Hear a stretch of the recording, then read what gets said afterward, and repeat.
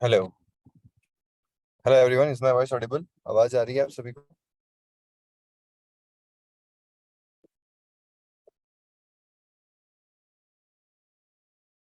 Yes sir. Okay. तो previous class में हमने रिसाइकलर व्यू स्टार्ट कर दिया था ना। Good morning everyone, good morning. Okay, let's start. Start करते हैं आज का सेशन।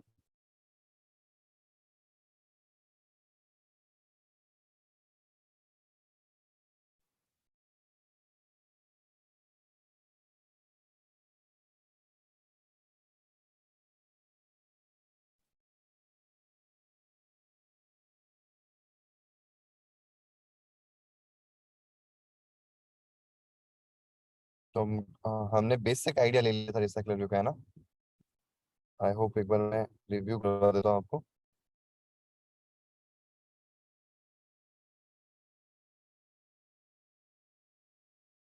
हम्म। तो हमने रिसाइकलर व्यू का एक बेसिक आइडिया ले लिया था कि क्यों रिसाइकलर व्यू यूज करना चाहिए ओवर लिस्ट व्यू, और क्या बेनिफिट होता है और क्या डिफरेंसेस हैं। डिफरेंसेस ज्यादा है बट सिमिलरिटीज हैं, तो हमने सिमिलरिटीज को फाइंड आउट किया तो हमको पता चला कि काफी हद तक चीजें सेम है। बस कहीं कहीं जगह पे हम क्योंकि कस्टमाइज करना है और क्योंकि हम रिसाइकलर व्यू यूज कर रहे हैं तो हमको उसका कस्टम एडेप्टर बनाना पड़ेगा, और उसमें अपना रो बना के हमको क्या करना पड़ेगा, हमारी मॉडल मॉडल क्लास या स्ट्रक्चर क्लास क्रिएट करके फिर हमको उसको सेटअप करना पड़ेगा हमारे कस्टम एडेप्टर के अंदर। बाकी सब कुछ सेम रहता है। यश शिखर। सर आपने आज वो ऐप दी थी ना चेक करने की, आपने कहा चेक करेंगे आज। हाँ, तो बनाई आप लोगों ने। आप यस सर। शेयर कर सकते हैं।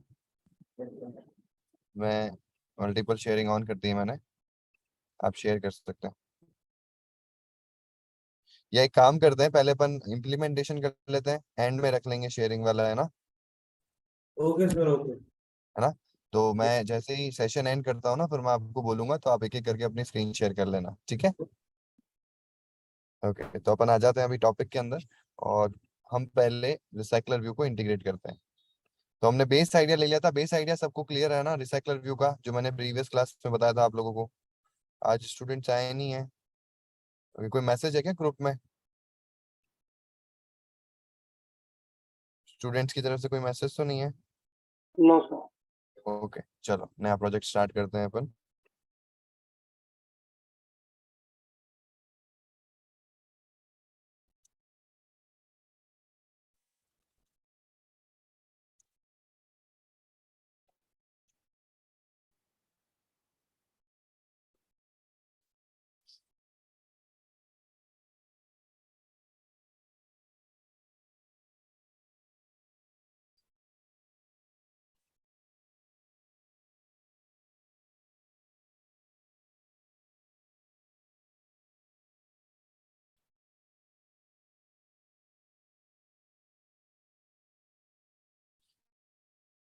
एक बार इसको बिल्ड होने दो। सबसे पहले हमको कहाँ जाना है, स्टेप वन क्या रहेगा हमारा, कि हमको रिसाइकलर व्यू को इंटीग्रेट करना है।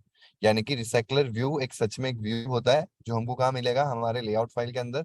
वहां हम लेआउट फाइल में उस रिसाइकलर व्यू को लगाएंगे जैसे हमने लिस्ट व्यू को लगाया था। बस थोड़ा सा सेटअप में डिफरेंस होगा। वही हम देखने वाले हैं कि कैसे वो डिफरेंशिएट करता है और कैसे हम कस्टमाइज कर सकते हैं एक लिस्ट व्यू को इन रिसाइकलर व्यू। यहाँ पे एक लेआउट ले लेते हैं।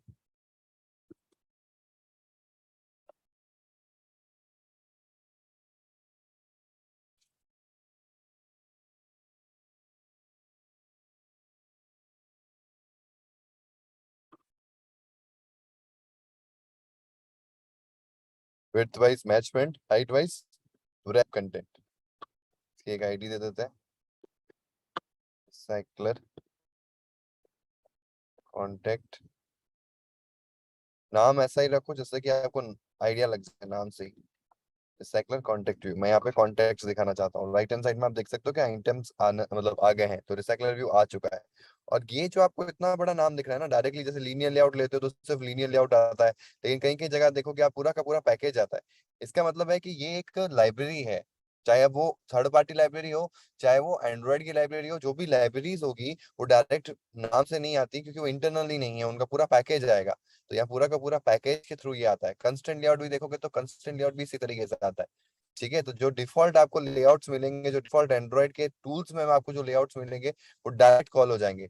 लेकिन बाकी जो थर्ड पार्टी लाइब्रेरीज है, आगे से हम लाइब्रेरी को इंक्लूड करेंगे हमारे प्रोजेक्ट के अंदर, डिपेंडेंसीज ऐड करेंगे, तो जितने भी वो क्लासेस आप लोगे ना, तो वो सब पैकेज के साथ में आएगी। तो ये पैकेज है पूरा रिसाइकलर व्यू का। एक्चुअल में रिसाइकलर व्यू क्लास ये है, ये इस पैकेज से आ रहा है, Android x dot recycler view dot visit dot recycler view. ठीक है, इसमें हमने हमारी यूआई डिजाइन कर दी कि भाई हमको रिसाइकलर व्यू दिखाना है यहाँ पे फुल स्क्रीन के ऊपर। विड्थ वाइज कर दिया मैचमेंट, हाइट वाइज कर दिया रैप कंटेंट। ठीक है, तो पहला काम तो हो गया मेरा। अब यहाँ बनाते ही मेरे दिमाग में एक चीज है, वो चीज ये है कि जो मेरा आइटम होगा वो कैसा दिखना चाहिए, रिसाइकलर व्यू का हर आइटम कैसा दिखना चाहिए। तो मुझे क्या करना होगा, आइटम को डिजाइन करना पड़ेगा, बिल्कुल आइटम को डिजाइन करना पड़ेगा। तो आ जाते हैं यहाँ पे, रिसोर्स में जाते हैं, लेआउट में जाते हैं, यहाँ पे राइट क्लिक करते हैं और यहाँ पे न्यू में जाके हम एक नया लेआउट रिसोर्स फाइल बनाएंगे। जैसे हमने टेक्स्ट व्यू बनाया था ना, एक अपन ले रहे थे Android dot art dot layout dot simple list item बने, एक मैंने कहा था आप खुद से भी बना सकते हो। बट वहां क्या था, एक कंडीशन थी कि भैया जो एरे एडिटर है वो टेक्स्ट को ही मानता है, टेक्स्ट को ही लेता है एक बार बाय डिफॉल्ट, अगर हम उसको कस्टमाइज नहीं करते हैं। तो इसके लिए हमने एक सिर्फ और सिर्फ टेक्स्ट डिफाइन किया था उसके अंदर। बट आज वाली क्लास में जो हम लेआउट बना रहे हैं वो हमारी मर्जी का कैसा भी बना सकते हैं, जैसा हम चाहे, जैसी हमारी रिक्वायरमेंट है। जैसे व्हाट्सएप की यूआई में देखोगे तो हर आइटम कैसा है, तो वैसा आप डिजाइन कर सकते हो। सारे आइटम्स नहीं डिजाइन करने, क्योंकि सारे आइटम्स तो वही यूआई से बन जाएंगे ना। आपको आपको सिर्फ एक आइटम को डिजाइन करना है, जिसको हमारा मशीन बार बार रिपीट करेगा विद डिफरेंट कंटेंट। यही तो लिस्ट का काम है। ठीक है, और क्योंकि ये रिसाइकलर व्यू है, तो अगर 1000 एलिमेंट्स भी बिल्ड होने के लिए हम देंगे, तो यूआई के अंदर जितनी उसकी स्क्रीन है, उस स्क्रीन से दो डमी कंटेंट और बनाएगा वो ऊपर नीचे बैकअप के लिए। बाकी वो रन टाइम में उनको रीयूज करता रहेगा। यानी कि अगर 11 आइटम्स उसको स्क्रीन पे दिख रहे हैं, तो आप मान के चलो 13 आइटम्स की वो स्पेस रिक्वायर करेगा एट मैक्स। उससे ज्यादा रन टाइम में उसको मेमोरी की रिक्वायरमेंट होगी नहीं, क्योंकि उसी को वो रीयूज करता रहेगा आपको नए नए कंटेंट दिखाने के लिए, अगर आप स्क्रॉल नीचे जाते हो या स्क्रॉल ऊपर आते हो। ठीक है, तो हम इस लेआउट का फाइल नाम रखते हैं, जैसे कि हम कॉन्टेक्ट बना रहे हैं तो कॉन्टेक्ट रो। क्या ऐसे नाम से ही रखना चाहिए? बिल्कुल ऐसे नाम से ही रखना चाहिए। ये बहुत छोटी छोटी चीजें जो हमको ध्यान रखनी चाहिए कि जब हम क्लास का नाम बना रहे हैं, जब हम आइडेंटिफायर्स ले रहे हैं, जब फाइल का नाम ले रहे हैं, तो जैसा नाम होगा वैसा काम होना चाहिए। हमारा काम पहले से डिफाइंड है, तो हम वैसा नाम लिख रहे हैं। ठीक है, क्योंकि मैं कॉन्टेक्ट का लिस्ट बना रहा हूँ, तो कॉन्टेक्ट तो आगे आएगा ही। पीछे रो क्यों लगा है?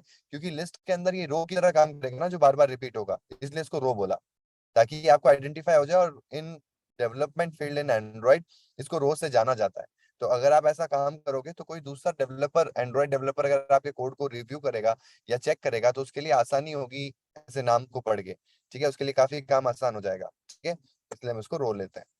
ये हमारी एक लेआउट फाइल आ गई। ये एक्चुअल में एक्टिविटी की के लिए नहीं है, ये वो लिस्ट के आइटम के लिए जो बार बार रिपीट होगा। ठीक है, तो हमको यहाँ पे वो डिजाइनिंग करनी है जो बार बार रिपीट होगा। तो हम क्या कर रहे हैं यहाँ पे, लीनियर लेआउट ले लेते हैं और इसके अंदर आ जाते हैं। इसके अंदर हम एक ले लेते हैं इमेज। रैप रैप कर सकते हो, मैं इसको फिक्स दे देता हूँ। फिक्स इन द सेंस कि मैं इसको मैं दे देता हूँ 150 डीपी बाय 150 डीपी। ठीक है, और अभी अपन सा कोई बैकग्राउंड सेट नहीं कर रहे हैं, तो हम कलर दे देते हैं। कलर भी दे सकते हो बैकग्राउंड के अंदर, ताकि हमको आइडिया हो जाए कि हमारा जो स्ट्रक्चर बन रहा है, मतलब ये एक तरह से ढांचा है जो हमारी लिस्ट का होगा। यहाँ पे रन टाइम में हम इमेज सेट करवाएंगे। ठीक है, तो अभी के लिए मैं एक सिंपल सा कलर ले लेता हूँ, ताकि मुझे आइडिया रहे कि मेरी यूआई कैसी बन रही है। ठीक है, आगे हम यहाँ पे सर्कुलर इमेज व्यू लगाना भी सीखेंगे, कैसे हम सर्कुलर इमेज व्यू लगा सकते हैं या बना सकते हैं। ठीक है, तो ये हमारा इमेज व्यू हो गया। इसकी आईडी देनी जरूरी है, क्योंकि इस कंटेंट को हम रन टाइम में ऐड करवाएंगे। तो आईडी के बिना तो मैं रन टाइम में ऐड नहीं करवा पाऊंगा, तो इसलिए मुझे आईडी देनी बहुत जरूरी है। और ये क्या है, इमेज व्यू है, तो IMG contact, this is the best way you can name. ठीक है, फिर मैं यहाँ पे एक लीनियर लेआउट ले लेता हूँ। मैच पेरेंट, रैप कंटेंट, इसके अंदर आ जाते हैं। यहाँ पे ले लेता हूँ टेक्स्ट व्यू। टेक्स्ट व्यू को कर देता हूँ मैच रैप।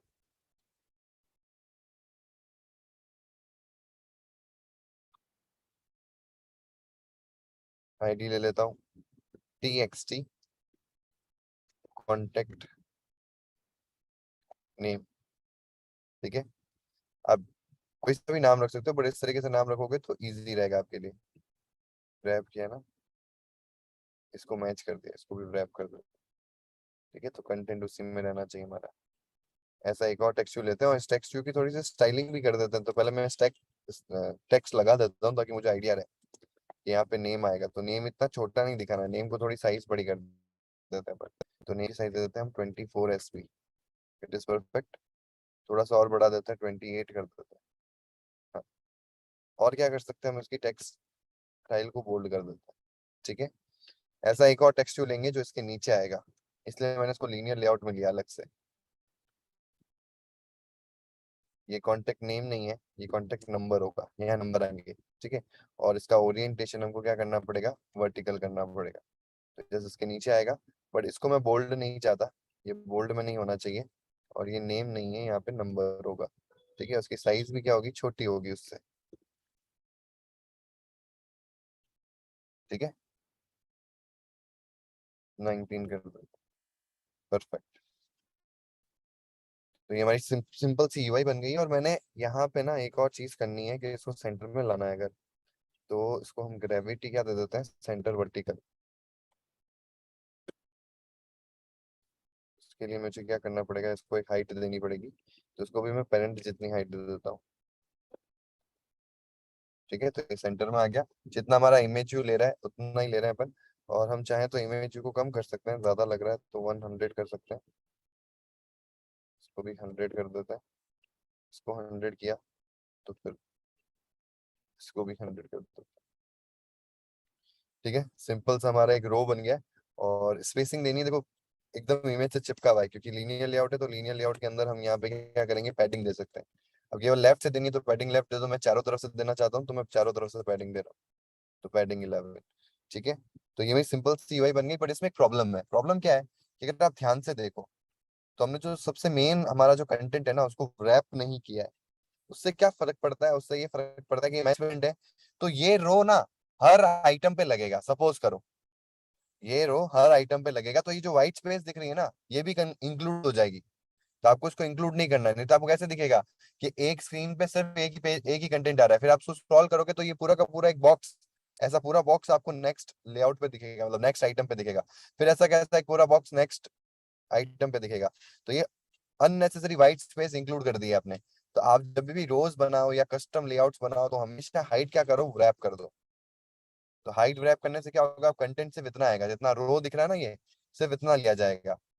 ठीक है, और ये हमारे लिए इजी होगा। इजी क्यों होगा, क्योंकि अब हमने एक यूआई डिजाइन कर ली है जो बार बार लिस्ट पे रिपीट होने वाली है। तो हम यहाँ पे कस्टमाइजेशन कर रहे हैं। अब देखो मैंने यहाँ 3 व्यूज लिए हैं, आप यहाँ पे 10 व्यूज भी ले सकते हो। आप जैसा आपका व्हाट्सएप है या जो भी आपका मैसेंजर को डिजाइन कर रहे हो, या आप कोई भी यूआई को डिजाइन कर रहे हो जिसमें लिस्ट पैटर्न है, तो लिस्ट का हर एक आइटम को आपको देखना है, एक सिमिलरिटी होगी तो उस आइटम को आइडेंटिफाई करना और वैसा आइटम आप भी बना सकते हो। अब ये आइटम बार बार रिपीट होगा, सिर्फ हमको क्या करना है, इसका अंदर का कंटेंट हर इंडेक्स के लिए अपडेट करना होगा।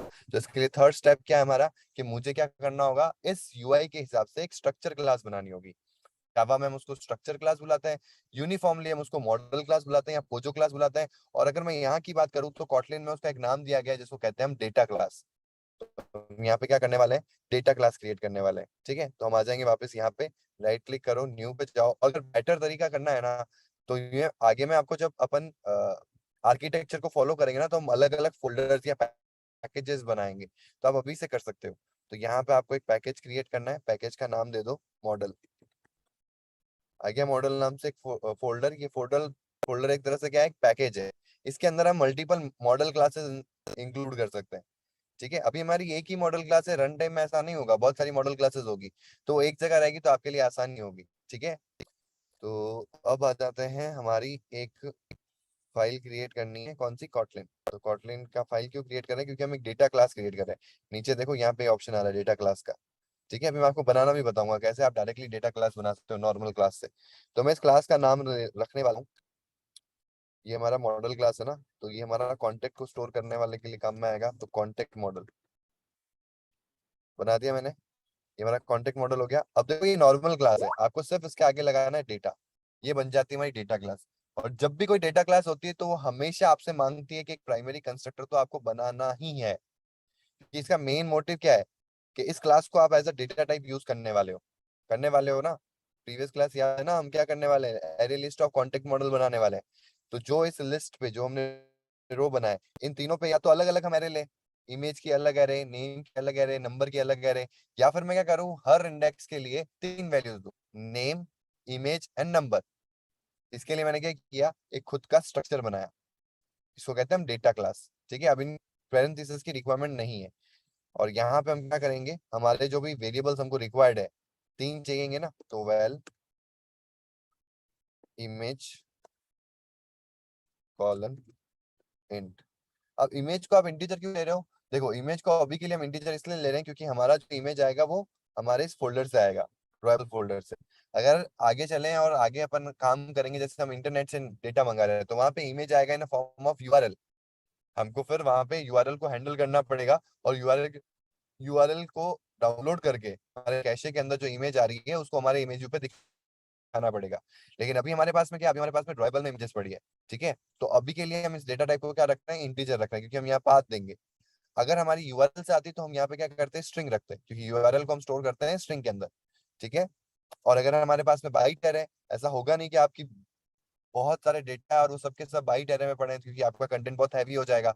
मोस्टली केसेस में अगर इंटरनेट से आ रहा है तो यूआरएल होगा आपके पास में, और अगर आप ड्राइबल से ले रहे हो तो आपके पास में पाथ होगा। पाथ के लिए हम इंटीजर यूज करेंगे, यूआरएल के लिए हम स्ट्रिंग यूज करेंगे। अगर आपके इसके अलावा कोई डेटा टाइप है, तो वो इमेज को यूज करने के लिए अगर आता है तो वो होगा बाइट एरे, जिसको हम बिट मैप में भी कन्वर्ट कर सकते हैं। ठीक है, इमेज के अंदर बाइट एरे को मैनेज करने के लिए हम बिट मैप यूज करते हैं। ठीक है, तो हमने इमेज ले लिया। और दूसरी चीज क्या है, नेम। तो well name colon string, name आएगा हमारा स्ट्रिंग के अंदर। तीसरी चीज क्या है, नंबर। वेल नंबर, नंबर को बेटर लिखने के लिए आप मोबाइल नंबर कर दो, मोबाइल नंबर कॉलन, ये भी स्ट्रिंग में आएगा। अब क्या होगा, मोबाइल नंबर तो नंबर में होता है, देखो नंबर में होने से नंबर में नहीं आता, इंटीजर में नहीं आता। अगर आप उसके ऊपर कोई मैथमेटिकल ऑपरेशन परफॉर्म कर रहे हो तो फिर आपको इंटीजर में लेना है, अनटिल अनलेस उसको आप स्ट्रिंग में ही मैनेज करोगे। ठीक है, तो ये हमारा हो गया सिंपल सा डेटा क्लास। इसको और बेटर करने के लिए, एक सेकेंड ना।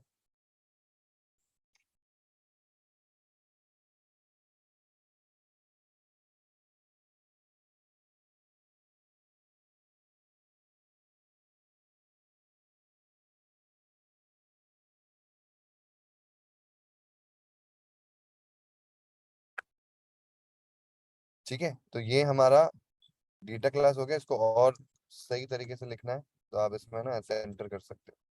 ये मेरा तरीका रहता है, क्योंकि अभी तो आपके सिर्फ 3 है, जब आगे आप काम करेंगे ना, अपन एक्सटेंसिव वर्क करेंगे, इंटरनेट से डेटा ला रहे हैं, जब भी हम मॉडल क्लासेस बनाएंगे, डेटाबेस से डेटा ला रहे हैं, तब भी हम मॉडल क्लासेस बनाएंगे, तो उसमें बहुत सारे आइटम्स होंगे, स्ट्रक्चर में बहुत सारे वेरिएबल्स हमको डिफाइन करने पड़ेंगे।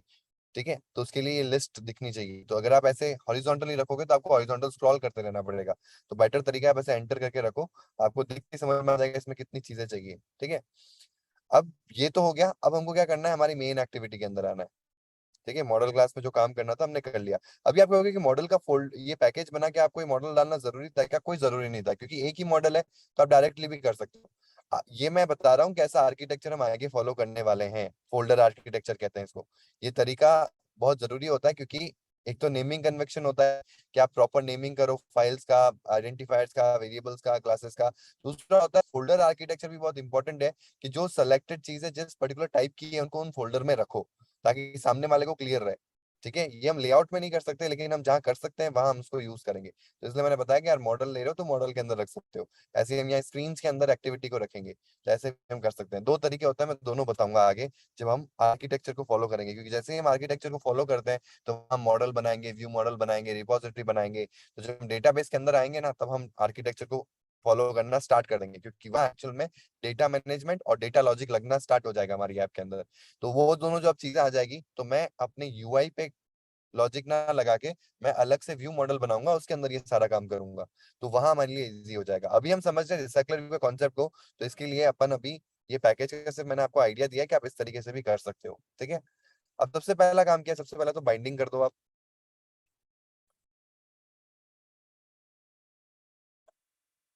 तो यहाँ पे व्यू बाइंडिंग,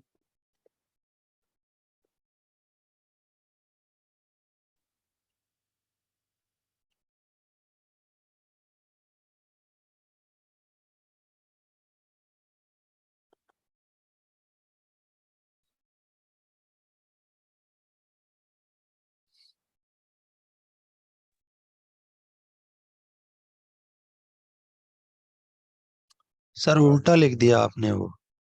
सॉरी सॉरी।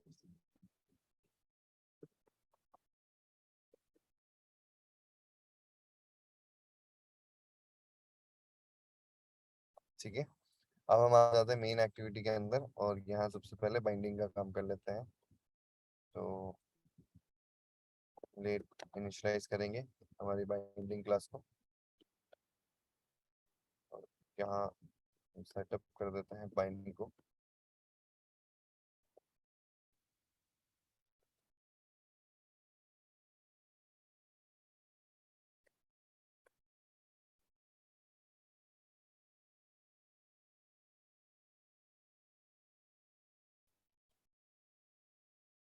ठीक है, ये काम तो हो गया हमारा। अभी उससे पहले एक और काम है, which is step 4। And step 4 क्या है हमारा, कि हमको एक एरे लिस्ट बनानी है। ठीक है, क्योंकि डेटा सेट मैनेज करना है ना, जो लिस्ट पे दिखाना है। अभी तो स्टैटिक कर रहे हैं, रन टाइम में यही सेम चीज हमारी इंटरनेट से आ रही होगी या डेटाबेस से आ रही होगी, तो हमको पॉपुलेट करने की जरूरत नहीं पड़ेगी एरे लिस्ट को, हमको सिर्फ फेच करके लाना होगा, एरे लिस्ट में उसको स्टोर करवाएंगे। अभी हम डमी कंटेंट डाल रहे हैं, तो हमको बनानी पड़ेगी। तो हम क्या करेंगे, वेर ARR डेटा, कैसे कर सकते हैं, ARR contacts equals to array list of type. अब यहाँ टाइप आएगा। अभी तक हम क्या कर रहे थे, यहाँ पे एक डेटा टाइप ले रहे थे जो कि प्री डिफाइंड होते हैं, स्ट्रिंग, इंटीजर। आज मैं खुद का डिफाइंड एक मॉडल क्लास को यहाँ ले रहा हूँ, जिसको हम स्ट्रक्चर क्लास बुलाते हैं, विच इज कॉन्टेक्ट मॉडल। यानी कि हम चाहते हैं कि हर इंडेक्स पे कॉन्टेक्ट मॉडल हो। ठीक है, तो ये हमने सिंपल सी बना दी, और हम क्या कर सकते हैं, यहाँ पे अप्लाई फंक्शन लगा सकते हैं, इसको कहते हैं स्कोप फंक्शन। इससे क्या होगा कि मुझे पता है ना कि मुझे एरे कॉन्टेक्स्ट में और डेटा डालना है अभी, क्योंकि यहाँ पे हम डमी कंटेंट डालने वाले हैं। तो डमी कॉन्टेक्ट्स, ठीक है, तो हम क्या करेंगे, सिंपल सा ऐड, ऐड करते रहेंगे। ऐड में हर इंडेक्स में उसको क्या चाहिए, कॉन्टेक्ट मॉडल। जैसे मैंने कॉन्टेक्ट मॉडल किया, इसका कंस्ट्रक्टर कॉल हुआ और मुझसे 3 चीजें मांग रहा है, तो मैं करता हूँ R dot drawable dot background. दूसरी चीज नेम दे देते हैं अपन यहाँ पे, रमन। मोबाइल नंबर दे देते हैं।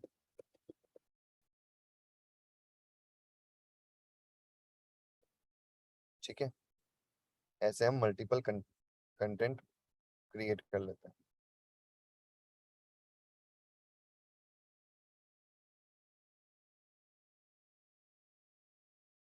ठीक है, मैं 4 ले रहा हूँ यहाँ पे।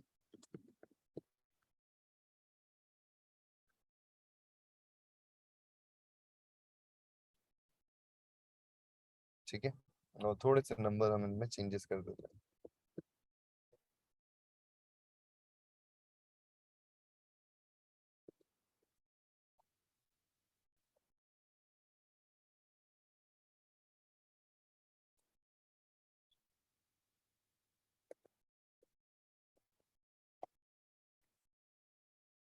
ठीक है, तो अभी 4 ही क्यों ले रहे हो, क्योंकि अभी मैं यूनिक डेटा ले रहा हूँ, फिर मैं कॉपी करूंगा ताकि हम स्क्रॉलेबल भी देख सके, स्क्रॉल हो रहा है कि नहीं हो रहा है। तो ऐसे आप यहाँ 4, 40 कितने भी लेना चाहो ले सकते हो। ठीक है, हमने हमारा डेटा सेट तैयार कर लिया है, तो सब कुछ हो गया। एक बार हम वापस हमारे स्टेप्स में चले जाते हैं, जैसे कि मैं आपको आइडिया दिखा देखो हमने क्या क्या कर लिया। देखो, हमने रिसाइकलर व्यू ले लिया, फिर हमने रो बनाई, रो के हिसाब से स्ट्रक्चर क्लास बनाई, और स्ट्रक्चर क्लास के हिसाब से array list of contact model बना दिया। ठीक है, अब मुझे क्या करना है, मेरा कस्टम एडेप्टर बनाना पड़ेगा, यानी कि मुझे मेरा खुद का एडेप्टर बनाना पड़ेगा, ताकि मैं इस कंटेंट को इस यूआई के ऊपर सेट करवा पाऊं मेरे रिसाइकलर व्यू के अंदर। ठीक है, तो ऐसी एक मशीन बनानी पड़ेगी जो ये काम कर दे मेरे लिए। तो ऐसी बनी बनाई कोई मशीन नहीं है, बट उस मशीन को बनाने के लिए आपको जो हेल्पफुल क्लासेस है वो रिसाइकलर यूनिट ने प्रोवाइड कर रखी है। तो उसी की हेल्प से हम हमारा एडेप्टर क्लास बनाने वाले हैं। तो हम क्या करते हैं, इसी पे राइट क्लिक करते हैं, न्यू पे जाते हैं, और एक अलग से फिर से कॉटेन क्लास बनाएंगे। इसका नाम मैं रखूंगा रिसाइकलर कॉन्टेक्ट एडेप्टर। ठीक है, तो ये मेरा रिसाइकलर कॉन्टेक्ट एडेप्टर है। कॉन्टेक्ट की स्पेलिंग सही कर देता हूँ मैं, बाद में भी चेंज कर सकते हो अगर गलती हो जाती है तो रिफ्लेक्टर करके। ठीक है, आपने इतना बड़ा नाम क्यों रखा, पीछे एडेप्टर ये रिप्रेजेंट करने के लिए कि ये एडेप्टर क्लास है। तो आप क्या होगा, यार एडेप्टर क्लास तो एक ही होगी, अभी तक हमने एक ही देखी है, आगे बहुत सारी जगह पे हमको ऐसी मशीन क्लासेस, हेल्पिंग क्लासेस बनानी पड़ेगी जो अपने आप काम करती हो। जैसे कि हम टैब में देखेंगे, व्यू पेजर के अंदर देखेंगे, वहां हमको इनकी जरूरत पड़ेगी एडेप्टर क्लासेस की। तो ये एडेप्टर क्लासेस है, बाकी एक्टिविटी क्लासेस है डिफरेंशिएट करने के लिए। आगे रिसाइकलर क्यों लिखा है, क्योंकि बहुत सारी और भी क्लासेस होगी एडेप्टर जैसी। तो हमको ये बताना है कि ये जो एडेप्टर है रिसाइकलर के लिए है, ठीक है। तो फिर बीच में ये क्यों लिखा कॉन्टेक्ट, ये इसलिए लिखा क्योंकि हमारी ऐप के अंदर मल्टीपल लिस्ट वाली यूआई हो सकती है, जिनकी यूआईज अलग हो हर रो की। तो हमको उसके लिए अलग अलग रिसाइकलर व्यू का एडेप्टर बनाना होगा। तो इसके लिए बीच में लिखा है हमने recycler contact adapter, so that हमको ये आइडिया लगता है कि यार ये जो क्लास है, ये मैंने जो एडेप्टर बनाया है, ये मैंने कॉन्टेक्ट के लिए बनाया है, जो कॉन्टेक्ट रिसाइकलर है ना उसके लिए बनाया है, तो मेरे लिए इजी हो जाए। तो क्लास तो बना दिया आपने। अब यहाँ से मेन पार्ट जो है वो आपका शुरू होता है। वो क्या है कि यार ये कहता है कि यार आपने सब कुछ सही किया, आपने एडेप्टर बनाना है बना लो, आपने नाम भी सेम दिया, बट नाम रखने से काम नहीं करेगा ये एडेप्टर जैसा। अगर आपको इसको रिसाइकलर व्यू का एडेप्टर बनाना है, इसकी एक क्लास होती है जो रिसाइकलर व्यू से मिलती है, उससे आपको एक्सटेंड करना पड़ेगा, यानी कि इनहेरिट करना पड़ेगा। तो कॉलन इनहेरिटेंस कैसे होता है, कॉलन लगाएंगे और किस क्लास से इनहेरिट करेंगे, रिसाइकलर व्यू के पास जाएंगे और रिसाइकलर व्यू कहेगा कि हाँ मेरे पास में क्लास है जिसका नाम है एडेप्टर। और एडेप्टर के देखो ब्रैकेट में टाइप डिफाइंड है। ये क्या कह रहा है कि एडेप्टर क्लास ये कह रहा है कि मैं आ तो जाऊंगा और आपकी प्रॉपर्टीज को यूटिलाइज भी कर सकते हो आप मेरी प्रॉपर्टीज को, मैं इनहेरिट करने के लिए तैयार हूँ, लेकिन मुझे सिर्फ और व्यू होल्डर का रेफरेंस चाहिए। व्यू होल्डर एक ऐसी क्लास होगी जो रन टाइम में हमारा व्यू होल्ड करेगी। ये वही क्लास है जो स्क्रैप व्यूज को हटाएगी और न्यू व्यूज को सेटअप करेगी, ठीक है, जो बार बार रिबाइंड होगी, ठीक है, जहां पे इसका यूटिलाइजेशन नहीं है वहां से डिसअलोकेट करेगी व्यू को, और नीचे की तरह जहां पे यूजर स्क्रॉल कर रहा है वहां पे नए व्यूज को रिबाइंड करेगी। तो वो व्यू होल्डर की क्लास होती है। तो वो व्यू होल्डर की क्लास हमको कैसे मिलेगी, तो वो हमको खुद ही बनानी होती है। हमको सिर्फ उस व्यू होल्डर में हमको व्यू प्रोवाइड करना है हमारा, कि भाई ये वो व्यू है जो बार बार क्या होगा, यूटिलाइज किया जाना चाहिए आपका। व्यू होल्डर तो उस व्यू के लिए काम करेगा, तो व्यू होल्डर भी पहले से डिफाइंड है, सिर्फ हमको हमारा व्यू होल्डर बनाना है जो उसके व्यू होल्डर की तरह काम करे। समझ रहे हो, मतलब हम क्या कर रहे हैं, हम एक ऐसा एडेप्टर बना रहे हैं जो हमारे रिसाइकल व्यू पे सेटअप हो सके। मतलब आप इसको इस तरीके से समझो कि आपको एक होता है सिस्टम लाना, आप सिस्टम लाते हो डायरेक्टली जैसे लैपटॉप लाते हो, तो लैपटॉप में सब सब चीजें बाइंडेड है, आपको वही यूज करना पड़ेगा, ठीक है। या तो आप उसमें चेंजेस लाओ कि भाई i3 चाहिए i5 चाहिए, नहीं तो आप क्या करो एक सिस्टम बनाओ, पहले एक सिस्टम परचेज करो, फिर अलग से आप आपको लगता है कि इस कंपनी की रैम बहुत अच्छी है तो वहां से आप रैम लोगे, इस कंपनी के प्रोसेसर बहुत अच्छे हैं तो वहां से आप प्रोसेसर लोगे, इस कंपनी की ये बहुत अच्छा है ग्राफिक कार्ड अच्छा है तो वो लोगे। तो इंटरनल कंपोनेंट्स को आप अलग अलग जगह से फैच करके ला रहे हो और उसी एक सिस्टमेटिक वे में लगा रहे हो, ताकि आप अपना एक कस्टमाइज पीसी बना सको। वैसे ही सेम हम इस एडेप्टर में क्या कर रहे हैं, हमारा कस्टमाइजेशन कर रहे हैं, इसलिए हम वो सारे कंपोनेंट्स उसी के हैं, उन कंपोनेंट्स में हमको हमारी डेफिनेशन देनी होगी। तो इसीलिए हम एडेप्टर क्लास बना तो रहे हैं, लेकिन हमारी कोई एडेप्टर का डेफिनेशन था ही नहीं। तो हम जैसा रिसाइकलर व्यू का एडेप्टर फंक्शन करता है वैसा ही हमारा एडेप्टर फंक्शन करना चाहिए, तो हम हमारा एडेप्टर क्लास यूज कर रहे हैं रिसाइकलर व्यू के अंदर, ठीक है। अब एडेप्टर करने के लिए एडेप्टर कहता है कि यार मेरी डिपेंडेंसी ना व्यू होल्डर के ऊपर है, क्योंकि मैं जो रिसाइकलिंग वाला काम करता हूँ वो व्यू होल्डर पे करता हूँ। तो आप क्या करो ना, मेरे लिए ना एक व्यू होल्डर क्लास बना के दो जिसमें आप मुझे व्यू प्रोवाइड करो, ताकि रन टाइम में जब मैं सेटअप करूँ ना आपके रिसाइकलर व्यू को, तो मैं मेरे व्यू होल्डर्स के अंदर आपका व्यू होल्ड करके वो बाइंडिंग प्रोसेस करवा पाऊँ, ताकि मैं रिसाइकलिंग वाला प्रोसेस करवा पाऊँ अच्छे से, ताकि रिसाइकलिंग वाला प्रोसेस सही से हो सके। तो हमको कुछ नहीं करना है, यहाँ पे एडेप्टर क्लास देना है, बट यहाँ पे टाइप के अंदर हमको क्या करना है, रिसाइकलर व्यू का जो व्यू होल्डर है उसका रेफरेंस देना है। अब ये क्लास आपको बनानी पड़ेगी और ये होनी चाहिए इनर क्लास। इनर क्लास का मतलब क्या होता है, एक तो होती सब क्लास, ये है सब क्लास, इसको कहेंगे हम सब क्लास, ये कहेंगे पेरेंट क्लास। इनर क्लास होती है क्लास के अंदर क्लास। तो हम क्या करेंगे, यहाँ पे एक और क्लास बनाएंगे क्लास के अंदर ही, इसका नाम देंगे हम व्यू होल्डर। क्या व्यू होल्डर ही देना होता है, नहीं, आप कुछ भी नाम दे सकते हो, बट व्यू होल्डर दोगे ना तो एक तो आपके लिए रिलायबल होगा, दूसरा कोई कोड आपका रिव्यू करेगा ना तो उसके लिए आसान होगा कि ये वो कौन सी क्लास है, नहीं तो उसको इससे आइडिया लग ही जाएगा कि इसने किससे एक्सटेंड किया है। तो हमको एक्सटेंड करते हुए ध्यान रखना है कि हमको रिसाइकलर व्यू के अंदर से ही व्यू होल्डर क्लास मिलेगी, मिल रही है। अब यहाँ पे ये एरर आ रही है, एरर क्यों आ रही है, कह रहा है कि यार आप ना यहाँ पे कंस्ट्रक्टर कॉल करना है, और कंस्ट्रक्टर कॉल करते ही वो क्या कह रहा है कि no value pass for parameter, यानी कि इसके कंस्ट्रक्टर में जिसको आप एक्सटेंड कर रहे हो उसको एक व्यू चाहिए। तो हम क्या करेंगे, हमारी इस पूरी क्लास के अंदर हम इस व्यू होल्डर को यूज करने वाले हैं, तो हम इसका क्या करेंगे, कंस्ट्रक्टर बनाएंगे, ठीक है। तो जहां पे भी हम इसको यूज करेंगे तो उसका कंस्ट्रक्टर के अंदर हमको व्यू प्रोवाइड करना पड़ेगा। तो हम यहाँ पे क्या करते हैं, वेल व्यू, कुछ भी नाम दे सकते हो आप, व्यू कॉलन कैपिटल व्यू, मतलब यहाँ एक्चुअल में आपका व्यू प्रोवाइड होगा। अब इसको समझना बहुत अच्छे से, ये व्यू कौन प्रोवाइड करेगा, मैं करूंगा, लेकिन ये व्यू कहाँ जाएगा, आगे हमारे व्यू होल्डर के अंदर जो पेरेंट व्यू होल्डर है, तो हमको इस व्यू को आगे भेज देना है, ये इस तरीके से आगे चला जाएगा। इसको कहते हैं कंस्ट्रक्टर कॉल वाया सुपर। कई बार आप देखते हो कि सुपर डॉट करते हैं। सुपर डॉट का मतलब होता है कि पेरेंट क्लास के किसी भी एक फंक्शन को हम कॉल कर रहे हैं, और सुपर के अंदर ही ब्रैकेट के अंदर अगर हम कुछ भेज रहे हैं, सिर्फ ऐसा कॉल लिखा हुआ आपका सुपर और ऐसा ब्रैकेट बना हुआ, इसका मतलब है कि पेरेंट का कंस्ट्रक्टर कॉल कर रहे हैं। समझ में आया? तो ये कॉटलिन के अंदर क्या होता है ना, ये डायरेक्टली हो जाता है, क्योंकि कंस्ट्रक्टर आपका काम बन जाता है कॉटलिन के अंदर। प्राइमरी कंस्ट्रक्टर कहाँ होता है? यही होता है। तो वो कह रहा है कि यार जिससे आप एक्सटेंड कर रहे हो ना, उसको आपको एक व्यू प्रोवाइड करना ही पड़ेगा।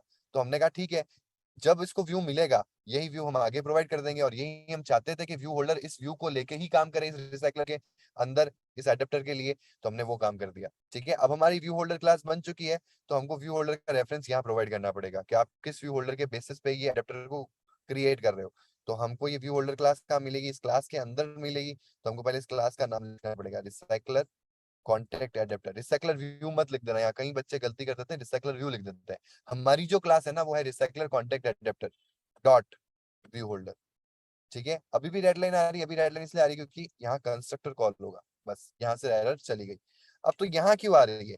अब यहाँ एरर इसलिए आ रही है क्योंकि जिस क्लास को आप, अब उसने क्लास पकड़ ली है कि इस क्लास को आप इनहेरिट करना चाहते हो, और आपने व्यू होल्डर भी दे दिया है, तो इसके कुछ एब्स्ट्रैक्ट फंक्शंस हैं जिनको आपको ही डिफाइन करना पड़ेगा। जैसे आपने एक पीसी लिया, खाली पीसी है, पीसी इन द सेंस कि वो एक ढांचा होता है ना, रेक्टेंगुलर बॉक्स, जिसमें आप सारा सेटअप करते हो, मदरबोर्ड, हार्ड ड्राइव, रैम, ये सब उसमें आप लगाते हो। तो वो ढांचा जो आपको मिल गया है, अब ढांचे में हर का एक स्पेसिफिक जगह है कि इस पे रैम लगेगी, इस पे ये मदरबोर्ड लगेगा, इस पे आप सीडी ड्राइव लगाओगे, इसमें पेन ड्राइव के स्लॉट्स होंगे। ऐसा ही ढांचा होता है उसका। तो उसमें आपको अपने कॉन्सेप्ट लगाने हैं, लेकिन लगाने तो उसी वे में पड़ेंगे। तो यही यहाँ पे भी यही कॉन्सेप्ट है कि आपने रिसाइकलर व्यू डॉट एडेप्टर से एक्सटेंड तो कर दिया, लेकिन रिसाइकलर व्यू डॉट एडेप्टर के अंदर 3 एब्स्ट्रैक्ट फंक्शंस हैं, on create view holder, on bind view holder and gate item count. In 3 function की हेल्प से आप अपनी डेफिनेशन प्रोवाइड करोगे कि ये एडेप्टर इन 3 फंक्शन या इन 3 इवेंट्स पे किस तरीके से परफॉर्म करेगा या क्या परफॉर्म करेगा।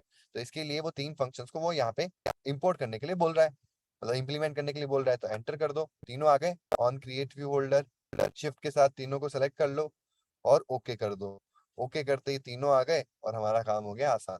अब हमको कोई भी एरर नहीं दिखेगी, अब सिर्फ हमको हमारा डेफिनेशन देना है।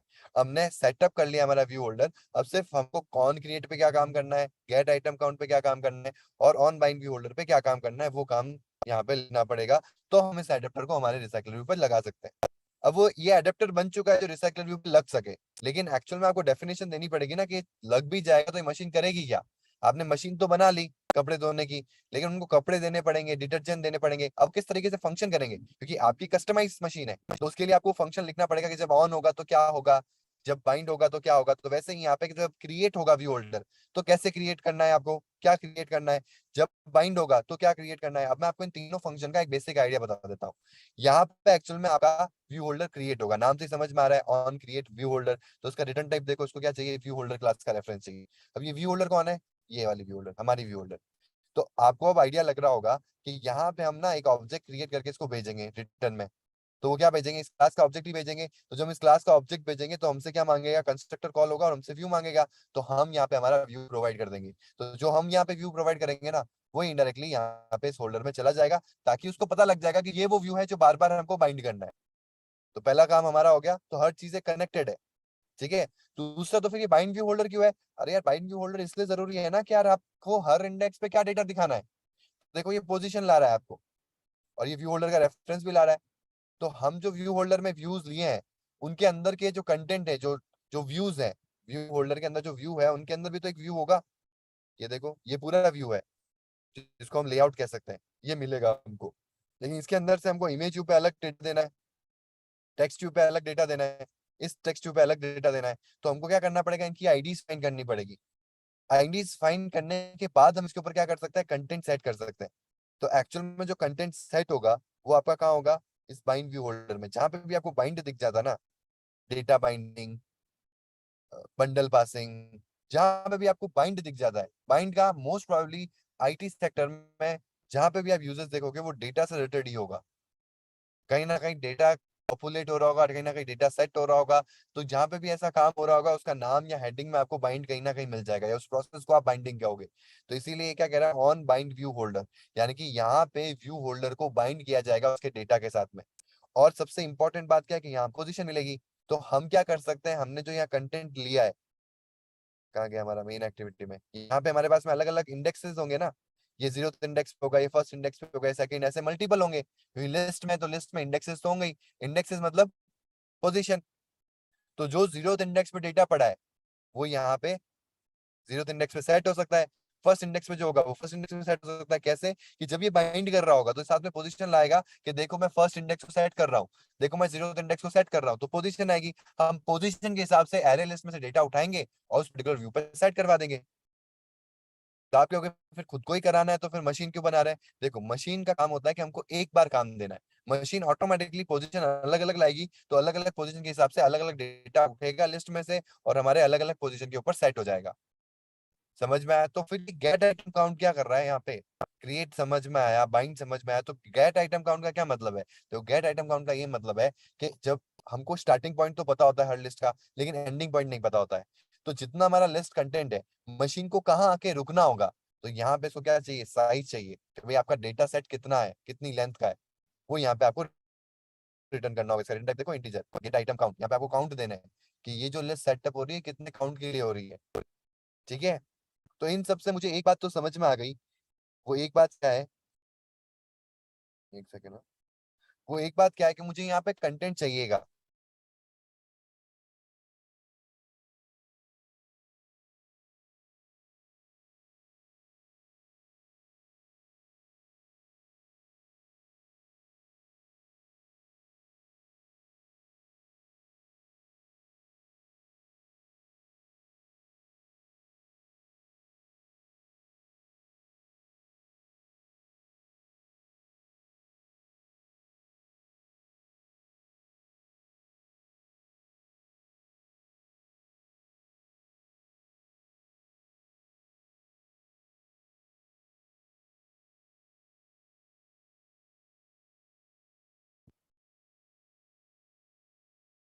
Hello, is my voice Audible?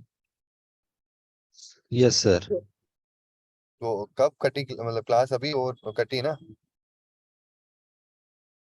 कुछ हेलो। सेकंड्स पहले बंद हो गई थी सर। हाँ, तो मैंने क्वेश्चन किया था उसके पहले हुई कि उसके बाद हुई? क्वेश्चन तो नहीं सुना सर। अच्छा, मेरा क्वेश्चन ये है कि मुझे यहाँ पे कंटेंट सेट करना है ना। गेट आइटम काउंट में मुझे क्या देना होगा, वो एरे लिस्ट का साइज देना पड़ेगा। बाइंड व्यू के अंदर भी हम वो डेटा ही सेट कर रहे होंगे जो हमारी मेन एक्टिविटी के अंदर पड़ा है। तो ये कंटेंट यहाँ कैसे आएगा, क्या करें कि ये कंटेंट को हम यहाँ ला सके। ये जो रिसाइकलर कॉन्टेक्ट कि अडेप्टर कंटेंट कहाँ बनाया डिसाइड है किया है अपन ने, इसके यहाँ। एक्टिविटी के अंदर। और कंटेंट तो वही होगा, और चाहिए काम को एडेप्टर के अंदर। एडेप्टर वो होगा जो ये कंटेंट को सेट करेगा। याद करो एरे एडेप्टर में हम कैसे कंटेंट को भेज रहे थे। वहां पे सिर्फ एडेप्टर क्या था, एरे एडेप्टर, तो उसने भी तो ऐसी मशीन बना रखी होगी, वो प्री डिफाइंड मशीन है। और ये वाली जो मशीन वो हमने खुद बनाई है, बट तरीका तो सेम ही होगा वहां से डेटा इधर आने में। ये कॉन्टेक्स्ट के थ्रू, क्या कह रहे हो? कॉन्टेक्स्ट के थ्रू। कॉन्टेक्ट के थ्रू? कहाँ से, ये इसके थ्रू? Context context. इसके थ्रू? मतलब कौन से कॉन्टेक्ट के थ्रू? देखो हमारा डेटा यहाँ पड़ा है, समझ रहे हो ना आप कॉन्सेप्ट। ये यहाँ पे 50 आइटम्स होंगे, अभी तो सिर्फ 4 लिए हमने, बहुत सारे आइटम्स होंगे यहाँ पे। ये हमारा यहीं पे होना चाहिए क्योंकि हम बाइंड का जो करेंगे या डेटा फैच करेंगे तो वो तो यहीं पड़ा होगा। मुझे कहाँ चाहिए, इस एडेप्टर मशीन में चाहिए। तो फिर यहाँ पे आई थिंक वो कॉन्टेक्स्ट मॉडल यहाँ पे भी चाहिए। कॉन्टेक्ट मॉडल यहाँ पे भी चाहिए। बिल्कुल सही बात कह रहे हो, लेकिन कॉन्टेक्ट मॉडल अलग क्यों बनाएंगे अपन जब हमारे पास में मॉडल में पड़ा है तो। कंटेंट पड़ा है ना एक लिस्ट के फॉर्मेट में, लिस्ट के अंदर कॉन्टेक्ट मॉडल पड़े हैं, 20 है या 25 है जो भी है वो पड़े हैं वहां पे, वो मुझे यहाँ चाहिए। देखो समझना इस चीज को, मुझे व्यू चाहिए था यहाँ पे, चाहिए था ना व्यू आगे भेजने के लिए। तो मैंने कहा डाला व्यू को, इसको क्या कहते हैं अपन, इस क्लास का ये क्या है,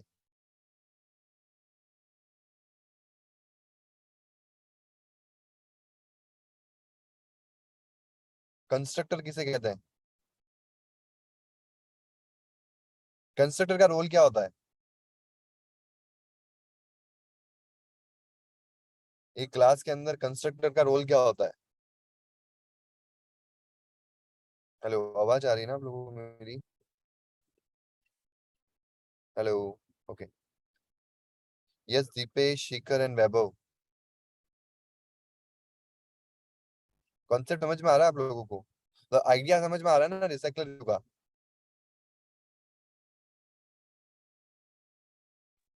हाँ आ रहा है सर। ओके। तो कंस्ट्रक्टर का क्या रोल होता है? यहाँ देखो, हमने प्रीवियस क्लास में क्या किया होता था कि हमने लिस्ट के ऊपर लिस्ट एडेप्टर सेट किया, तो हमने क्या किया होगा? एरे एडेप्टर का ऑब्जेक्ट बनाया था क्लास का। उसके अंदर क्या हो रहा था?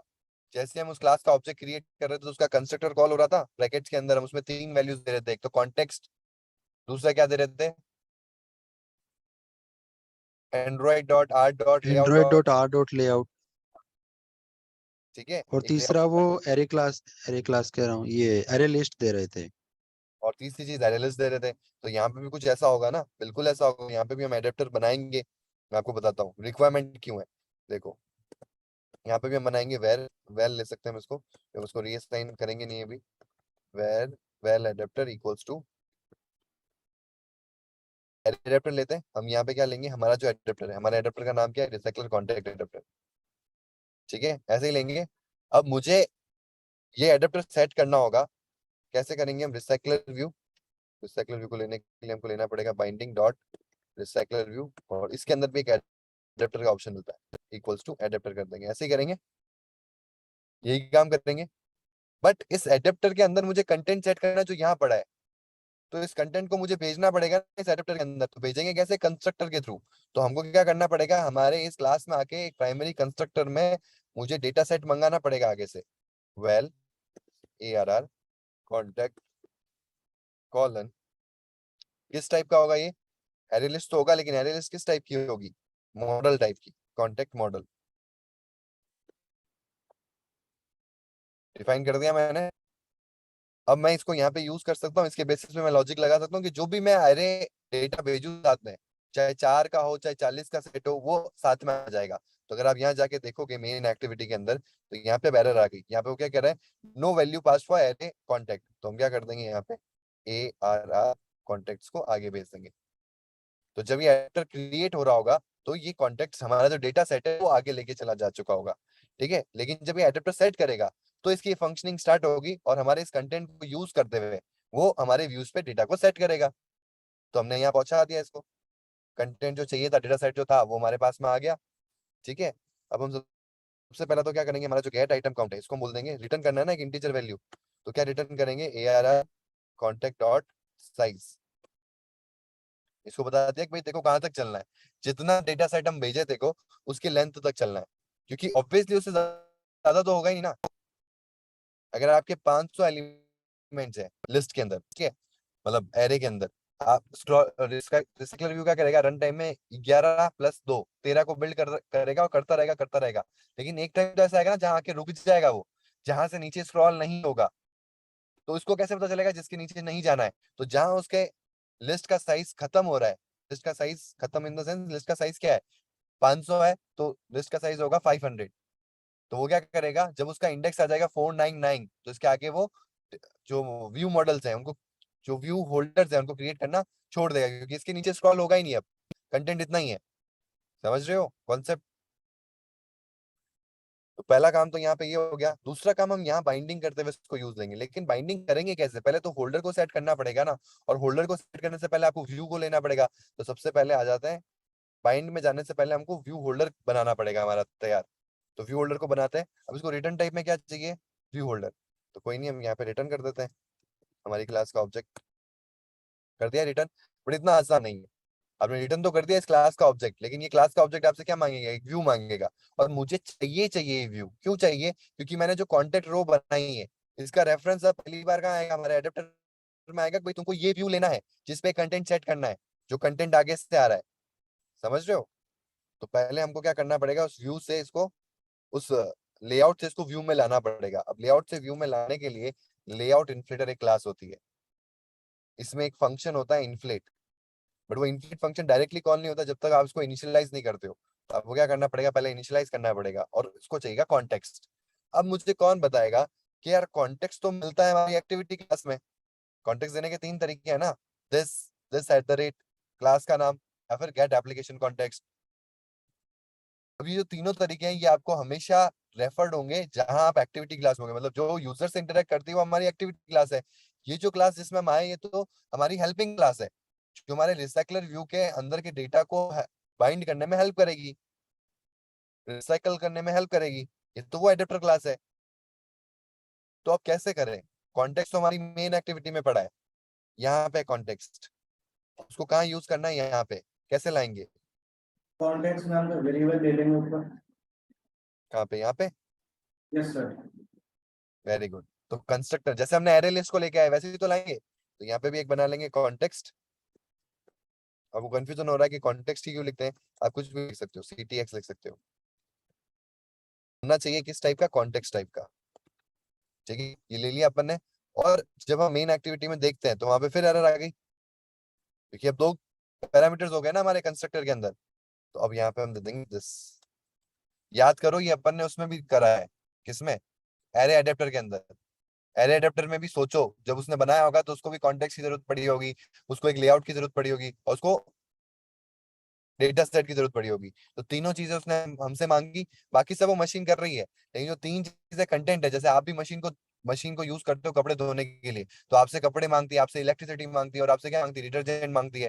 फिर कपड़े धोने का काम उसका है, वैसे ही इस मशीन को सेटअप करना है रिसाइकलर व्यू को, तो एडेप्टर क्लास कर देगी। लेकिन क्या सेटअप करना है, कैसे करना है, ये सारी चीजें तो आपको मेंशन करनी पड़ेगी। तो वो ये हम कर रहे हैं। ठीक है, तो हमको यहाँ पे कॉन्टेक्स्ट की जरूरत पड़ी, क्योंकि हमको लेआउट इन्फ्लेटर क्लास के अंदर कॉन्टेक्स्ट की रिक्वायरमेंट आ गई। तो हमने क्या करा, कॉन्टेक्स्ट आगे से मंगा लिया, क्योंकि और कोई ऑप्शन ही नहीं है। जब ये क्लास क्रिएट होगी तो कॉन्टेक्स्ट इसके थ्रू आएगा।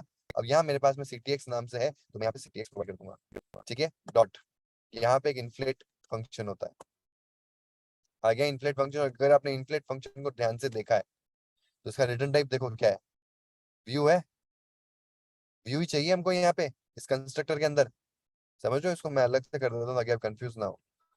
वेल व्यू इक्वल्स टू, हम व्यू बनाने का काम कर रहे हैं पहले, फिर उस व्यू को हम क्या करेंगे, यहाँ पास करेंगे। ठीक है, यहाँ पे हम एक फंक्शन यूज करते हैं इन्फ्लेट। इन्फ्लेट हमको क्या ला के देगा, व्यू ला के देगा। इन्फ्लेट 3 चीजें मांगता है हमसे। इन्फ्लेट फंक्शन होता है, इन्फ्लेशन सुना है आपने, इन्फ्लेट जैसे टायर को इन्फ्लेट करना, बैलून को इन्फ्लेट करना, हवा भरना, खाली जगह में हवा भरना। तो लेआउट इन्फ्लेट मतलब खाली जगह में लेआउट को भरना, इसीलिए इस क्लास का नाम पड़ता है लेआउट इन्फ्लेट। यहाँ पे लेआउट इन्फ्लेट हो रहा है, समझ रहे हो, कॉन्सेप्ट समझ में आ रहा है। तो यहाँ पे हमको वो पाथ देना पड़ेगा जहाँ पे हमारा लेआउट पड़ा है, उस लेआउट से इन्फ्लेट होके हमारे पास में किस रेफरेंस में आएगा, व्यू में आएगा, ताकि मैं इसको व्यू को पास कर सकूं, और इसी व्यू के बेसिस पे हमारा रिसाइकलर व्यू आइटम्स को रिसाइकल करेगा। ठीक है, तो यहाँ पे हम उसका पाथ देंगे r.layout.contact रो। आ गया वो कॉन्टेक्ट रो। बट केवल इससे काम नहीं चलेगा, यहाँ पे 2 चीजें और देनी पड़ेगी। 2 चीजें और क्या है, एक तो ये कहाँ पे लगेगा उसका रेफरेंस। तो व्यू होल्डर ना आपके अपने कंस्ट्रक्टर में ना 2 चीजें ला रहा है, फंक्शन में, सॉरी, कंस्ट्रक्टर में नहीं, फंक्शन पैरामीटर्स में। क्या ला रहा है, एक व्यू ग्रुप ला रहा है। यही व्यू ग्रुप का रेफरेंस आपको यहाँ चाहिए होता है। ये व्यू ग्रुप आपको आगे समझ में आएगा जब हम लेआउट पे लेआउट मैनेजर सेट करेंगे, यानी कि रिसाइकलर व्यू के ऊपर जब हम लेआउट मैनेजर सेट करते हैं कि भाई ये किस तरीके से लगेगा, लीनियर लेआउट के तरह लगेगा, या ग्रिड में लगेगा, या स्टैगर्ड में लगेगा, तो वो व्यू ग्रुप के रेफरेंस में आएगा। तो हमको आगे से मिल रहा है तो हम सीधा पेरेंट कर देते हैं। तीसरी चीज जो होती है वो अटैच टू रूट होता है, कि आपको इस पर्टिकुलर व्यू का जो इन्फ्लेट कर रहे हो उसको यहीं पे अटैच करना है, कि इसको आप री अटैच भी कर सकते हो, मतलब उसको डिटैच भी कर सकते हो।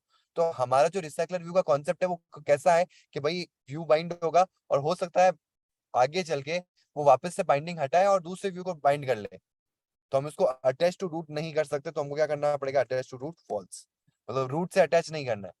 रूट से अटैच हुआ तो हमको फिर से इसको कॉल करना पड़ेगा वापस से बाइंड करने के लिए, नहीं तो रन टाइम में ही अपने आप डिटैच होगा और दूसरी जगह बाइंड हो सकता है।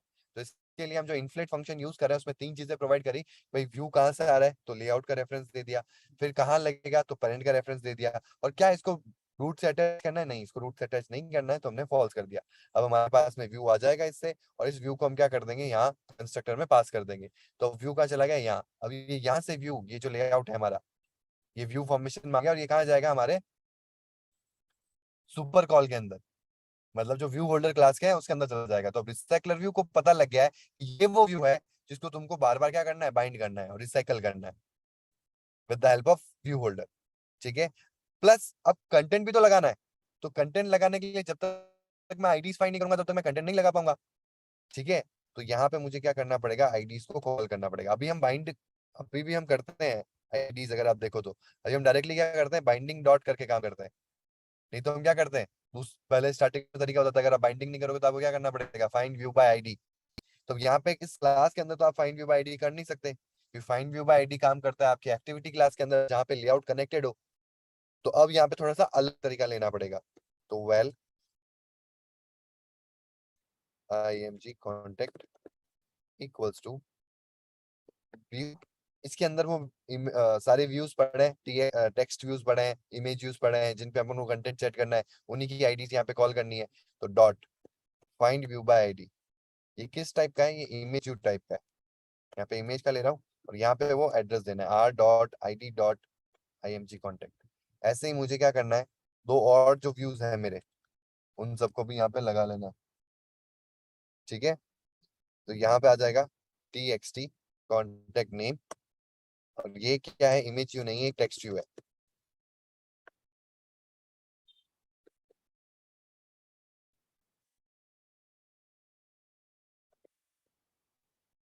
देखो मैं यहाँ पे क्या कर रहा हूँ, जो मैं वेरिएबल का आईडी का नाम है ना, वही मैं वेरिएबल का नाम रख रहा हूँ ताकि मेरे लिए आसानी हो जाए।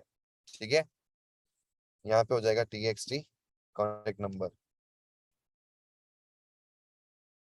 txt। तो इस तरीके से मैंने तीनों जो व्यूज थे उनको यहाँ पे इन वेरिएबल्स में बाइंड कर दिया। ठीक है, बाइंड इन द सेंस कि मैं उनकी आईडीज फाइंड कर ली है। अब मैं इनके ऊपर कोई भी काम करना चाहूंगा ना, तो इनके ऊपर डॉट सेट इमेज रिसोर्स, इसके ऊपर डॉट टेक्स्ट करके हम टेक्स्ट सेट कर सकते हैं रन टाइम में। बट कहाँ करेंगे, यहाँ तो कर नहीं सकते। आप कहोगे यहीं पे तो आईडी फाइंड करी तो यहीं पे सेट करेंगे, यहाँ कर लेंगे। डेटा सेट भी है मेरे पास में, लेकिन यहाँ पे मेरे पास में पोजीशन नहीं है। पोजीशन कहाँ है, पोजीशन है थोड़ा सा नीचे आओ, ये रही position on bind view holder. तो एक्चुअल में जो डेटा बाइंड होगा वो आपका कहाँ होगा, बाइंड व्यू होल्डर में, क्योंकि साथ में पोजीशन लाएगा। क्योंकि हम हर एक का काम थोड़ा ना करेंगे, जीरो वाला जीरो पे डालेंगे, फिर वन वाला वन में डालेंगे। ऐसे तो यहाँ पे बहुत सारे आइटम हो सकते हैं, तो मुझे उसकी टेंशन लेनी नहीं है। मुझे तो सिर्फ एक बार बाइंड करना है with the help of position. अब जो भी रन टाइम में पोजीशन आएगी, अगर जीरो के लिए वो सेटअप कर रहा है तो जीरो एरे के जीरो इंडेक्स से डेटा उठेगा और वहां बाइंड हो जाएगा। अगर वो 10th एलिमेंट को सेटअप कर रहा है हमारे रिसाइकल व्यू के अंदर, तो एरे लिस्ट के 10th इंडेक्स पे वो डेटा उठेगा और सेटअप हो जाएगा। ठीक है, तो हमको पोजीशन के हिसाब से काम करना होगा। तो हम यहाँ पे आ जाते हैं। बट आईडीज तो हमने यहाँ फाइंड करी, क्योंकि व्यू हमको यहाँ मिल रहा था और डेटा हमको यहाँ बाइंड करना है। तो ये कैसे करेंगे अपन, आईडीज तो वहां पड़ी है, मतलब वेरिएबल्स तो वहां पड़े हैं, हम कैसे लगाए, यहाँ पे लिखूं मैं यहाँ पे txt, तो नहीं मिलेगा यहाँ पे txt कॉन्टेक्ट। बट हमारे लिए इसने चीजें आसान कर रखी है। देखो इसने होल्डर का रेफरेंस दे रखा है, इसको पता है कि तुम क्या करोगे, होल्डर में आईडीज फाइंड करोगे और फिर यहाँ पे बाइंड करोगे, तो होल्डर की जरूरत पड़ेगी तुमको। तो ये होल्डर आएगा उठ के, जो होल्डर यहाँ क्रिएट हुआ है ना, उसकी आईडीज यहाँ फाइंड होगी, फाइंड होने के बाद में वो बाइंड में आएगा। तो ऐसे फ्लो रहेगा हर एक व्यू होल्डर का। तो यहाँ पे आने पे हम क्या करेंगे, होल्डर से रेफरेंस निकालेंगे। तो holder dot img contact dot set image resource, ये फंक्शन होता है जिसके थ्रू हम रन टाइम में कोई भी इमेज व्यू के ऊपर इमेज को सेट कर सकते हैं फ्रॉम रिसोर्स। रिसोर्स यानी कि एड्रेस r.royable.something करके। अब यहाँ पे हम r.royable.something करेंगे, क्या करेंगे, कौन बताएगा मुझे। यहाँ पे हम क्या करेंगे, ऐसे करेंगे कि क्या करेंगे, यस दीपेश। सर जो हमारा एरे कॉन्टेक्ट से डेटा आ रहा है वहां से हम हाँ इमेज को ये लिख सकते बिल्कुल, वेरी गुड। तो जो हमारे पास में एरे से डेटा आ रहा है ना, आगे देखो एरे कॉन्टेक्ट डॉट साइज किया अपन ने, तो डेटा भी तो हमारा वहीं पड़ा है, वही तो डेटा यहाँ पॉपुलेट करना है। तो एरे कॉन्टेक्ट, अब ये तो एक आपका एरे लिस्ट है, इमेज कैसे निकालेंगे, तो एरे कॉन्टेक्ट में से आप कोई भी इंडेक्स से एक मॉडल निकालोगे। तो उसके लिए क्या तरीका होता है, ये तरीका होता है, कोई भी लिस्ट में से, एरे लिस्ट में से कोई भी इंडेक्स से अगर आपको उसकी वैल्यू निकालनी है, तो आपको यहाँ पे इस तरीके से निकालनी पड़ेगी। तो यहाँ पे हम इंडेक्स देंगे। अब इंडेक्स क्या दे, जीरो दे, वन दे, क्या दे, The position वो वेरिएबल जो डिफाइन है और मैं बिल्कुल, वेरी गुड, पोजीशन देंगे, गुड। क्यों? अभी अपन ने समझा कि अगर मैं 0 कर दूंगा तो हर बार 0 के लिए काम करेगा ये तो फंक्शन, और मैं ऐसे सबके लिए तो कर नहीं सकता 0 से लेके, मेरे को साइज तो पता ही नहीं, और साइज भी पता भी होगी तो अभी मेरे लिए वो मशीन का काम क्या रहा फिर? मेरे लिए मैनुअली अगर 500 एलिमेंट को सेटअप करना है तो मैं मशीन के थ्रू करवाऊंगा, तो मशीन पोजीशन लाएगी, मैं उसी पोजीशन को यूज करूंगा। तो जब ये 0 इंडेक्स को सेट कर रही होगी तो ये पोजीशन लाएगी 0, तो हम एरे के 0th इंडेक्स से डेटा उठाएंगे, और ये तो अब मॉडल आ गया हमारे पास में। हमको क्या चाहिए यहाँ पे? इमेज, तो डॉट करेंगे और हमको इमेज मिल जाएगा। आ गया? ऐसे ही हम क्या करेंगे? होल्डर डॉट टीएक्सटी नेम, इसमें तो सिंपल सा फंक्शन होता है हमारे पास में, टेक्स्ट इक्वल्स टू, फिर से क्या करेंगे? Array contact position dot name,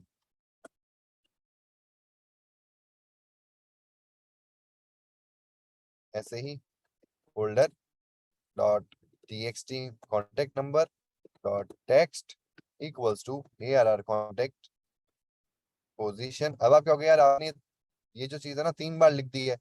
बिल्कुल, इसका एक तरीका होता है, ये जो चीज है आपने 3 बार लिख दी, इसका बेटर तरीका है कि आप यहाँ पे वेरिएबल बनाओ, वेर,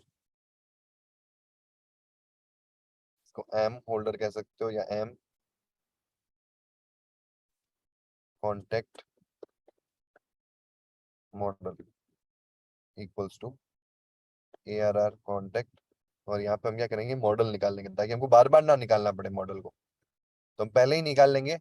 और फिर हम क्या करेंगे? बार बार इसको ना लिख के M contact model dot image, सब जगह हम ये यूज करेंगे।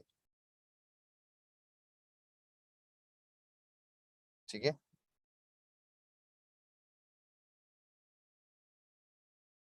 अच्छा, यहाँ देखो हमने गलती करी, टाइप क्या दे दिया इसको? Image you. भी कॉपी पेस्ट किया था ना, लाइन को कॉपी पेस्ट किया था, तो कॉपी पेस्ट में ये गलतियां हो जाती है। तो यहाँ पे ये क्या है? टेक्स्ट यू है ना, तो ये क्या होना चाहिए? टेक्स्ट यू होना चाहिए, क्योंकि हमने कॉपी पेस्ट किया था इमेज वाला, तो वो इमेज वाला आ गया। उससे क्या प्रॉब्लम हुई? उससे ये प्रॉब्लम हुई कि इसको कंपाइल टाइम में क्या लगा कि ये इमेज यू है, और इमेज यू पे आप टेक्स्ट सेट नहीं कर सकते हो, तो उसने रेड लाइन दे दी। ठीक है, अब कोई दिक्कत नहीं है। ठीक है, ये मेरा काम हो गया। अब मैं आ जाता हूँ, मेरा मॉडल, मेरा जो एडेप्टर है वो तैयार है बन के।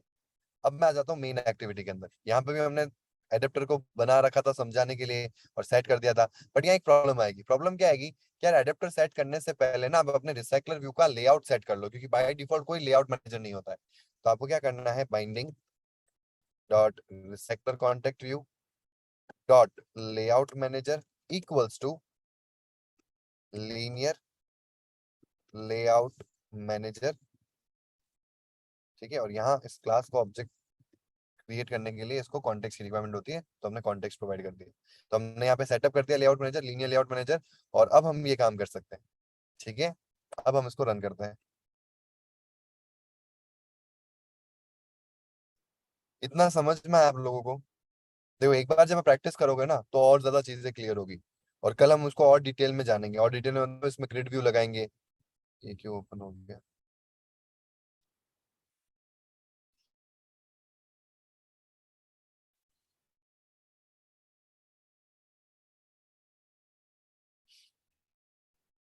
इसमें अपन ग्रिड व्यू में जाएंगे, स्टैगर्ड में जाएंगे, उन सारे कंपोनेंट्स को देखेंगे। ठीक है, और मैं वापस से इसका रिव्यू भी दूंगा इसका, क्योंकि ये इंपॉर्टेंट सेशन है, ये इंपॉर्टेंट क्लास है। रिसाइकलर व्यू इंपॉर्टेंट टॉपिक है, तो इसमें बहुत अच्छा फोकस होना चाहिए। और मैं इस क्लास में एटलीस्ट आपसे एक्सपेक्ट करूंगा हर जगह पे जहां पे भी लिस्ट हो रही है वहां पे आपको रिसाइकलर व्यू ही यूज करनी है, और मैं करवाऊंगा आपसे यूज। मतलब हम आने वाले 1-2 हफ्ते में ना 20 से 25 बार रिसाइकलर व्यू को बिल्ड कर लेंगे, आपसे करवाऊंगा मैं। हर कोई टास्क दूंगा तो टास्क में कहूंगा कि लिस्ट को यूज करना है, और लिस्ट में भी कौन सा यूज करना है? Recycler view. ठीक है, ताकि आपकी प्रैक्टिस हो सके। यश शिखर। सर आपकी बैटरी 5% बची है लैपटॉप में। हाँ यार, एक सेकंड।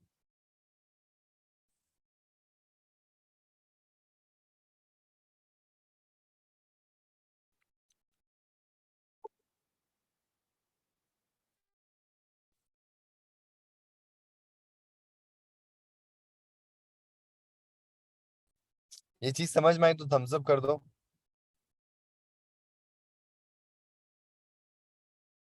ओके। ओके। अब आपको क्या करना है, एज इट इज जो मैंने आज क्लास में किया है ना, आपको पहले ट्राई करना है। फिर दूसरा टास्क क्या है, दूसरा टास्क ये है कि आपको लेआउट को चेंज करना है। मैंने ये लेआउट लिया, आप एक और रिसाइकलर व्यू बनाओगे, मतलब आज के टास्क है दो रिसाइकलर व्यू बनाने हैं। एक रिसाइकलर व्यू, एक तो जो आज क्लास में हुआ तो एज इट इज करना है, जैसा क्लास में हुआ है। ठीक है, कॉपी पेस्ट मत करना, एज इट इज मत करना, समझ के करना, याद करके करना, मेमोराइज करके करना, तो चीजें दिमाग में बैठ जाएगी। ठीक है, स्टेप बाय स्टेप हम चलें, तो स्टेप बाय स्टेप अगर आप करोगे तो कोई चीज नहीं भूलोगे। कहीं भी अटकते हो, कोई चीज नहीं समझ में आ रही है, तो वापस पूछ सकते हो आप। एक बार नहीं, आप 10 बार पूछ सकते हो, और मैं 11 बार भी समझाऊंगा आपको, क्योंकि ये बहुत इंपॉर्टेंट टॉपिक है। रन क्यों नहीं हुआ?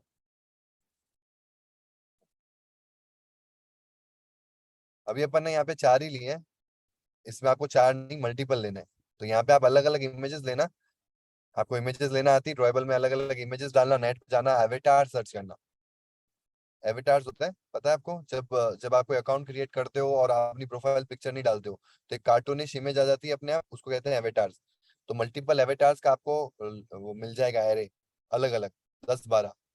ठीक है, वो 10-12 आप यहाँ पे ड्रॉएबल में डाल देना, और फिर उनको यहाँ पे रैंडमाइज कर देना, तो आपको एक ऐसे सच में एक कॉन्टेक्ट जैसी आपकी लिस्ट होती है ना, वैसी यहाँ पे लिस्ट ओपन हो जाएगी।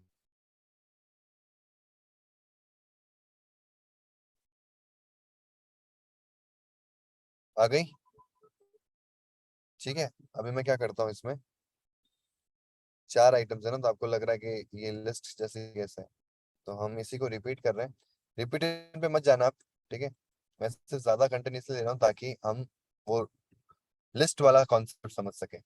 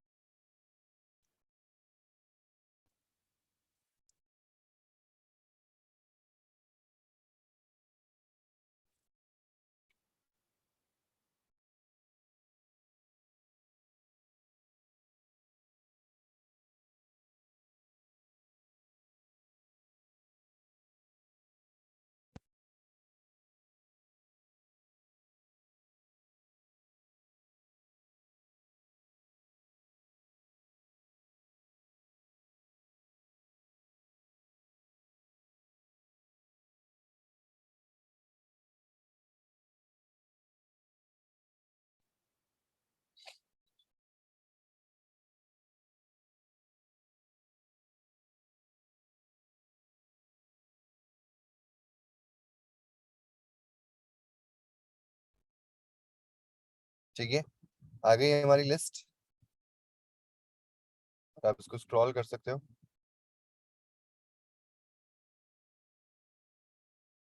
ये आपको थोड़ी सी हैंग होती हुई दिख रही है, क्योंकि एडेप्टर पे, इसमें एमुलेटर पे आपके स्मूथ चलेगी, एकदम फास्ट चलेगी।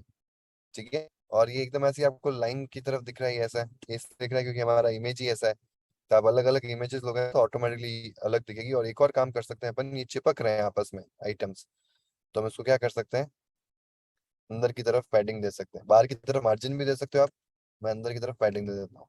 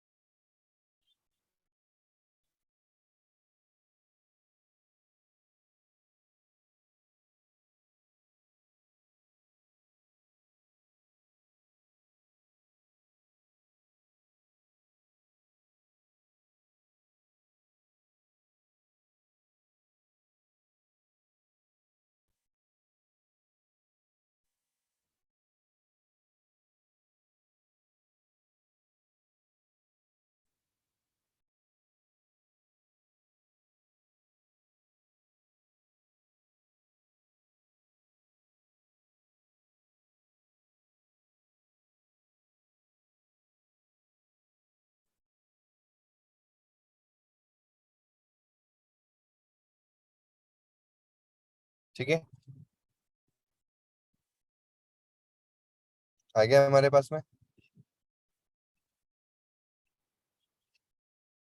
समझ में आया? तो इस तरीके से आप कस्टमाइज लिस्ट को बना सकते हैं और यूजिंग रिसाइकलर व्यू। ओके, तो अभी आप एक एक करके अपनी स्क्रीन शेयर कर सकते हैं।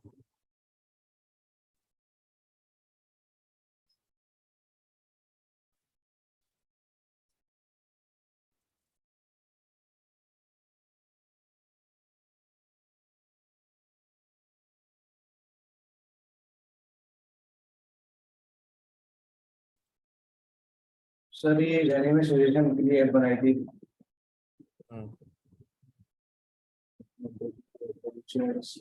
Okay, very good.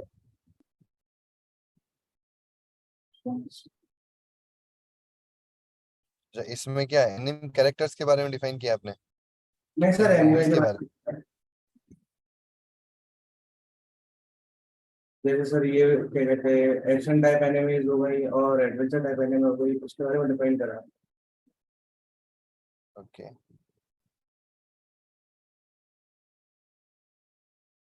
मतलब इसमें एक्चुअल में है क्या, मूवीज है सर कि गेम सीरीज है। सीरीज है? Okay yes sir. Okay, cartoon series है। Yes sir, yes anime good series. Good. कितनी एक्टिविटीज बनी इसमें? तो सर हाँ, कितनी बनी? हेलो? सर ये स्क्रीन सर मैंने ये लगभग सारी उनकी जो है मतलब इसमें जो जैसे ये एडवेंचर वाली थी, ओके और इसमें ये इसमें ऑन क्लिक लगाना रह गया जो, और बाकी फिर इसमें लगा दिया ऑन क्लिक सारे में। ओके, मतलब ये कंप्लीटेड है। यस सर, लगभग कंप्लीटेड ही है। Okay good.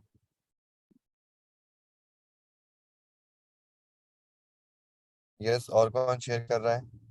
दीपेश, वैभव? मैंने बनाया है बट थोड़ा कंप्लीट नहीं, मैं शेयर कर। मतलब कंप्लीटेड नहीं है? हाँ, थोड़ा टाइम नहीं मिल पा रहा है।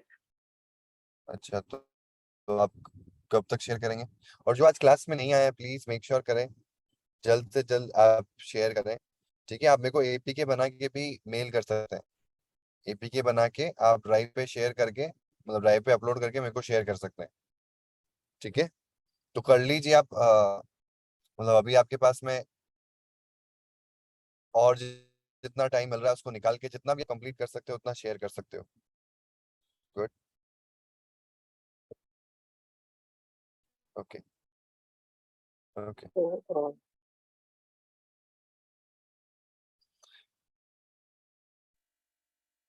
गुड।